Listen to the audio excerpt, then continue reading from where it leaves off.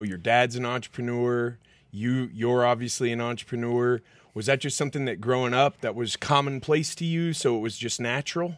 Well, so my dad's dad actually started their company. My dad went into architecture to then work for another part of his dad's company, and then he just kind of he took it to a whole nother level. I mean, he's worked with a lot of people that he's learned from that to like kind of narrow his focus and become really good at one thing, which I'm starting to learn. I've spray shoot and not focus on one thing and nothing's great. Whereas, you know, he focused all of his energy and efforts into becoming the greatest at this right here and just stayed in that lane. And it's done really, really well for him the past probably 5 years since he started doing that. But yeah, I've grown up around a lot of successful people. I've been a lot of really successful friends that I've gotten the benefit to learn from, and then I've made a lot of really poor decisions in business over probably 15 years that I've also gotten to learn from. So I mean, some of the best learning tools are the mistakes that you've made in the past and going through something and like, okay,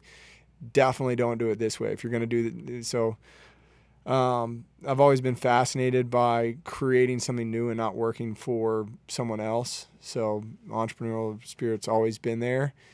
And I've never wanted to kind of rely on, the success of my family to, I don't know, pay for my living. Sure. So even through college, wanted to find something, whatever that might have been, to kind of have something of my own. But sure. What are some of those lessons, those tough lessons that you've learned? And did any of them have to do with hiring the wrong people, trusting the wrong people, putting the wrong people in the wrong positions? Wrong partners, wrong people in the wrong positions, lack of just dedication to a project. I think that's like one of the biggest. I mean, if I could tell you anything, like don't ever go into something passively and then get mad when it doesn't work if you're not putting your energy and effort and giving it the attention that it needs. Like if you're going to invest in something and that money means something to you, then I would be putting the time and energy to show that money means something to you, and don't just sit there and let someone else be at the realm or be at the helm of controlling your money and your investment. So was that some maybe came with some youth?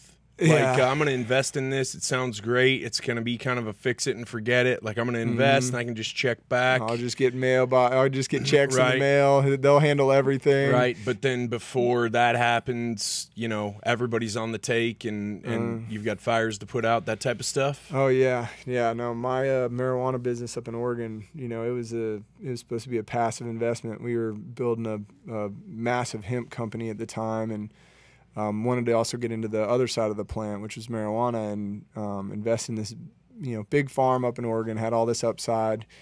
And it just, we put a ton of money into it and then checked on it in about a year later. And it was just, they were asking for more money, started looking into it, just being grossly mismanaged, and had to take the thing over with like $100,000 in debt. And this was just supposed to be passive income for me that I invested in. Sure. And it became a full-time headache that I had to take over, along with this other business that we were building up that was doing great at the time. So, definitely if you're going to like invest in something, or especially if you don't just have unlimited amount of money to invest in it, like, oh, well, if it works, it works. Like, okay, if you got that kind of money, then don't worry about it. But if that money matters to you, make sure you're putting the time and effort to like grow that business and to focus on that business.